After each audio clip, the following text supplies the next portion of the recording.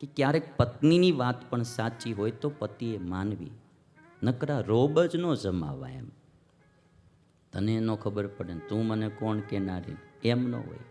સાચી વાત છોકરાની માનવી જોઈએ, સાચી વાત પત્નીની હોય તોય માનવી જોઈએ. હિતની વાત હોય, સાચી વાત હોય તો એ માનવી જોઈએ. કાલિદત્ત માન્યો નહીં, મારવા માટે આવ્યો છે, પણ ભગવાનની દ્રષ્ટિથી બળી અને કાલિદત્ત મૃત્યુ પામ્યો છે. ઘણાની જિંદગી બીજાને નડવામાં જ જાતી હોય છે. આ કાલિદત્ત લ્યો, કંસ લ્યો, રાવણ લ્યો, આ બધાની જિંદગી જાજી, નહીતર ભગવાને એને ઘણું સારું આપ્યું હતું. સંપત્તિ આપી હતી, શક્તિ આપી હતી, ઘણું બધું બધાને આપ્યું હતું, પણ એણે એનો સદુપયોગ ન કર્યો. આખી જિંદગી કોકને હેરાન કરવામાં, દુઃખી કરવામાં, કોકના કાર્યોમાં વિઘ્ન નાખવામાં, કોકને નડવામાં, આમાં જ એણે જિંદગી વ્યતીત કરી. મારે ને તમારે આમાંથી શીખવાનું કે આવો હારો માનવનો દેહ ભગવાને આપ્યો છે, એ કોઈને નડવામાં, કોકને હેરાન કરવામાં ન બગાડવો, કોકને કામમાં આવીએ ને એમાં લગાડવો, કોઈને નડવા માટે ન બગાડવો. આવો હારો માનવનો દેહ એવી ભરતખંડમાં મળ્યો, સારા કાર્યો કરવા, કોઈને હેરાન કરવામાં, કોઈને દુઃખી કરવામાં આ જન્મ બરબાદ ન કરવો, બહુ બાંધવામાંય બરબાદ ન કરવો. ઘરે તે હળી મળીને રહેવું, પછી સાસુ હોય, વહુ હોય, દેરાણી જેઠાણી જે હોય, જેવું મળ્યું હોય એવું પછી એક્સેપ્ટ કરી લેવું કે આપણા ભાગમાં આવું પાત્ર હતું તો આવું આવ્યું. પછી બહુ રોજ બાંધીને મગજને અપસેટ કર્યા કરવું અને નેગેટિવ માર્ગે જિંદગી કાઢવી એ સારી નહીં. જિંદગી મોજથી જ એને જીવવી હોય, એણે માણસે પછી કાં પ્રેમથી નોખું થઈ જવું, કાં પછી એક્સેપ્ટ કરી લેવું, બે જ ઉપાય. પણ રોજ ભેગું રહીને બાંધતું જીવવું એમાં મજા નહીં. ઘણાનું એટલું બધું નેગેટિવ માઇન્ડ હોય છે કે એને લગભગ બધાની હારે નફરત હોય. કુટુંબમાં બધાની હારે લગભગ એને બનતું જ ન હોય, એટલો બધો બધાની હારે વિરોધમાં હાલતો હોય. નાની બાબતમાં લડ્યા કરતો હોય, નાની બાબતમાં દુઃખી થયા કરતો હોય. હસે થોડું ને રડે વધારે, કામમાં ઓછો આવે ને કોકને નડે વધારે. ઘણાની જિંદગી આ કાલિદત્તની જેમ વ્યતીત થતી હોય. ઘણાને પરિવારના લોકો હારે નફરત થઈ ગઈ હોય, એલર્જી થઈ ગઈ હોય. ઘણાને પાડોશીઓ હારે નફરત થઈ ગઈ હોય, એલર્જી થઈ ગઈ હોય. કોઈની હારે સારું નહીં હોય. અને ઘણાને તો આખા સંપ્રદાયો હારે એલર્જી થઈ ગઈ હોય. આખા સંપ્રદાયો પ્રત્યેને નફરત થઈ ગઈ હોય. એ માણસ કોઈ દી ક્યારે શાંતિથી જીવી ન શકે. કે આખો સંપ્રદાય કોઈ ખરાબ ન હોય, પણ એને 2-5ના મોળા અનુભવ થયા હોય એટલે આખા સંપ્રદાય પ્રત્યે એવી ઘૃણા અને નફરત કરે જતો હોય. આખી જિંદગી એની ઘૃણામાં અને નફરતમાં, બળવામાં વ્યતીત કરે. જિંદગી સારી મળી એ મોજમાં વ્યતીત કરવી. મોડી ચીજો ક્યારેક ઘટના ઘટી હોય તો એને ડિલીટ કરતાં શીખવું જોઈએ. આ કોમ્પ્યુટરમાં ડિલીટ કરવાની સિસ્ટમ આવે. અપલોડ કરવું જોઈએ ને ડિલીટ કરવું જોઈએ. સારું હોય અપલોડ કરાય ને મોડું હોય એ ડિલીટ કરાય. પછી અને ઘણી વખત તો માણસના જીવનમાં કંઈ ઠેકાણું ન હોય, એ વળી પાછો ફિલોસોફીની વાતો કરતો હોય.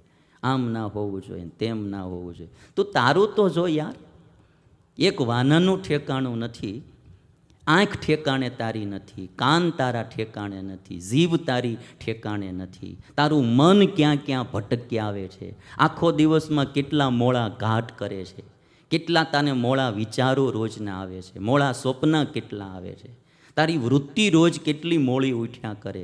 તું તારું તપાસ કરે તોય ખબર પડે કે આપણે આ ગામની કરવાની જરૂર નથી. એટલે કાલિદત્તના જીવનમાંથી શીખવું કે મનુષ્ય જન્મ મળ્યો છે, નફરતમાં વ્યતીત ન કરવો, ભાવમાં વ્યતીત કરવો. કોઈ માણસને ભાવ આપવામાં વ્યતીત કરવો. અને આપણે ભાવ આપશું તો આપણને સામો ભાવ મળશે. ટીટ ફોર ટેટ, જેવા સાથે તેવા એમ કહેવાય. આપણે બધાને ભાવ આપીશું તો લોકો આપણને ભાવ આપશે, તો આપણી જિંદગી મોજમાં વ્યતીત થશે. આપણે કોઈ પ્રત્યે નફરતો કરીશું તો લોકો આપણી પ્રત્યે નફરત કરશે, તો આપણી જિંદગી પછી દુઃખમાં વ્યતીત થશે. એટલે કોઈએ માણસ વિશે બહુ કીધું સરસ. નાની સરખી વાતમાં કેટલું લડે ઇંચ જેટલું હસે ને ફૂટ જેટલું રડે, સરવાળે તો માણસ મોંઘો પડે ભાઈ. સરવાળે માણસ મોંઘો પડે. બહુ ધ્યાનથી સાંભળજો.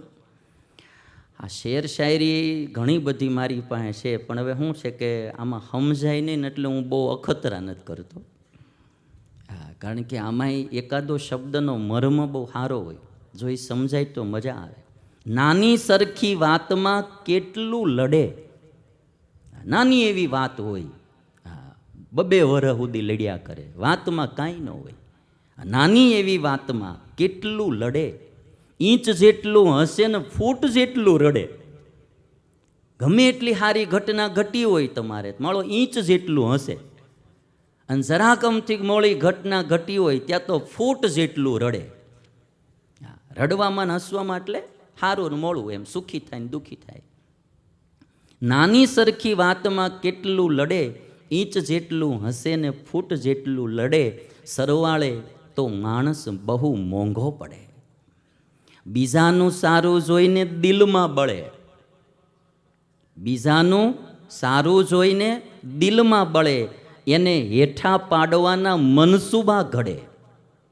એને પોતે ઉપર ચડવા માટે મહેનત ન કરે, કોક ચડ્યા હોય એને પાડવાના મનસૂબા ઘડે. આ નેગેટિવ માર્ગ છે. બીજાનું સારું જોઈને દિલમાં બળે, એને હેઠા પાડવાના મનસૂબા ઘડે, સરવાળે તો માણસ બહુ મોંઘો પડે. વાત સિંહની કરે ને કૂતરાથી ડરે. વાત સિંહની કરે અને કૂતરાથી ડરે, ગાયની રોટલી લઈને કૂતરાને ધરે, સરવાળે તો માણસ મોંઘો પડે.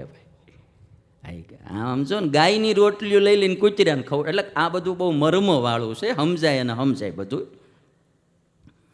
વાત સિંહની કરે ને કૂતરાથી ડરે, ગાયની રોટલી લઈને કૂતરાને ધરે, સરવાળે તો માણસ બહુ મોંઘો પડે. કપડાં સુગંધીદારને વિચારો હળે. હા, બહુ સમજવા જેવું છે. કપડાં સુગંધીદાર અને વિચારો હળે, 4 આનાની પીએ અને રૂપિયાની ચડે. હવે થોડુંક સમજ્યા તમે, લ્યો ભાઈ. એને કપડાં સુગંધીદાર અને વિચાર હળે, 4 આનાની પીએ અને રૂપિયાની ચડે, સરવાળે તો માણસ બહુ મોંઘો પડે. આપણે નડવામાં જિંદગી વ્યતીત ન કરવી. આ રામાયણ આખી લ્યો ને, એનો સાર એટલો છે કે રામ આજ પણ દુનિયામાં પૂજાય છે. એનું કારણ, એણે કોઈને નડવામાં જિંદગી વ્યતીત નથી કરી, બધાના કામમાં આવવામાં વ્યતીત કરી છે. અને રાવણના પૂતળા આજ પણ લોકો બાળે છે કે રાવણ કોઈને કામમાં ઓછો આવ્યો, નડવામાં વધારે કામ લાગ્યો. કૃષ્ણને કંસમાં બીજું શું છે? રાશિ તો બેયની એક છે, જ્ઞાતિ બેયની એક છે, મામો ભાણિયો છે. આજ કૃષ્ણ આખી દુનિયામાં પૂજાય, કારણ કે એણે આખી જિંદગી કોકને કામમાં આવવામાં, કોકનું સારું કરવામાં, કોકનું સારું બોલવામાં વ્યતીત કરી, એટલે આજ દુનિયાને ભગવાન તરીકે પૂજે. અને કંસ આખી જિંદગી બીજાને નડવામાં જ રહ્યો, એટલે એને કોઈ બતાવતું નથી. હજી સુધીમાં કોઈ એના છોકરાનું નામ કંસ પાડ્યું નથી, હોય ભલે, નામ કોઈએ પાડ્યું નથી.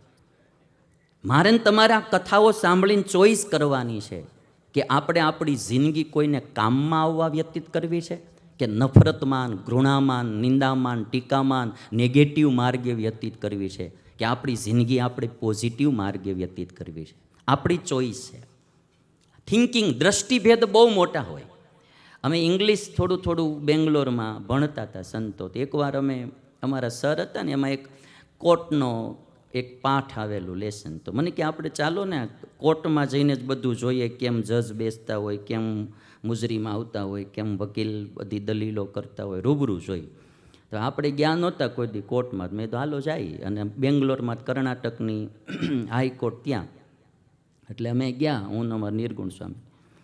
તે ઘણા અમારી સામું જો મળવા, બાવા શું કરવા અહીંયા આવ્યા છે? કારણ કે કોર્ટમાં તો બીજું જ કંઈ હોય નહીં. એટલે આમ આ માણાને તરત એમ દ્રષ્ટિ એમ જ જાય. હવે અમે તો જાણવાને જોવા ગયા હતા કઈ રીતનું છે એમ, પણ માણાની દ્રષ્ટિ, જેનું નેગેટિવ માઇન્ડ હોય એને આખી તરત એ જ બધા વિચારો મળે આવવા, આમ હશે, તેમ હશે, શું છે એમ. એમાં એક અમારા સરના કોઈ ઓળખીતા મિત્ર મળી ગયા.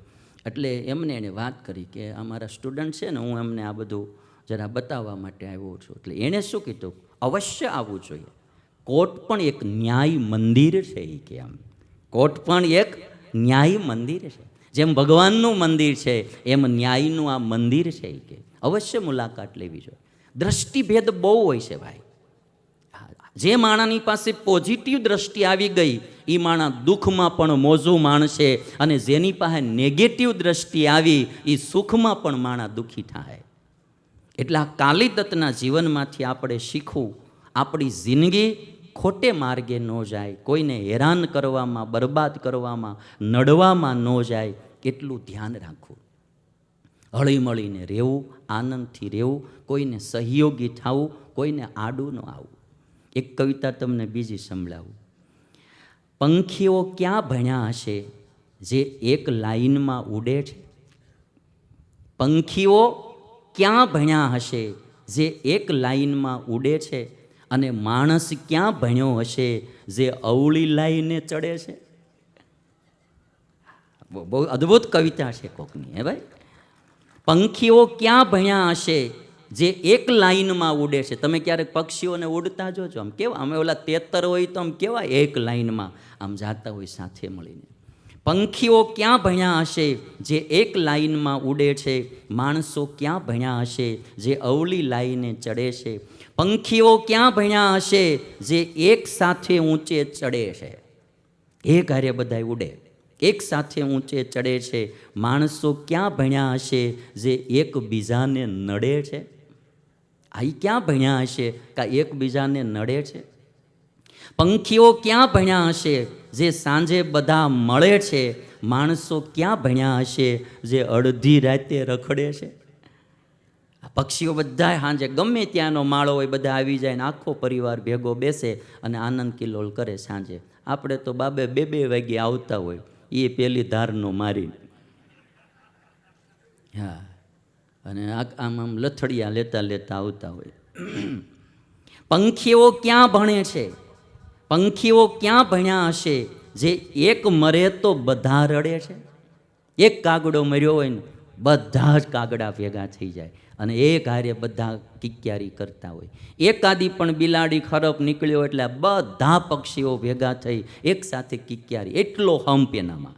કાગડાને આપણે જે કહીએ પણ કાગડાની નાતમાં જેટલો હંપ ને ભાઈ એટલો માણામાં નહીં. કાગડાઓ એટલા હંપીને રહે.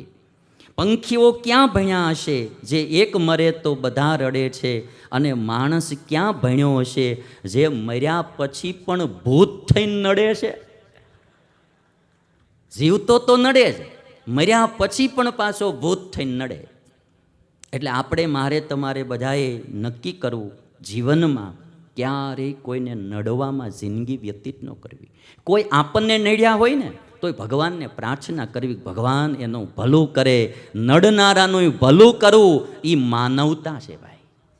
કોઈ આપણા આમાં વિઘ્ન કરવા આવ્યા હોય, કોઈ આપણને નડ્યા હોય, આપણું અપમાન કર્યું હોય, આપણી નિંદા કરી હોય, આપણી ટીકા કરી હોય, તોય ભગવાનને તો એ જ પ્રાર્થના કરવી કે હે ભગવાન તમે એનું ભલું કરજો, ભગવાન એનું સારું કરજો. મોળો વિચાર ક્યારેય ન કરવો, નેગેટિવ વિચાર મનમાં આવવા જ ન દેવો. જિંદગી જેણે આનંદથી જીવવી હોય.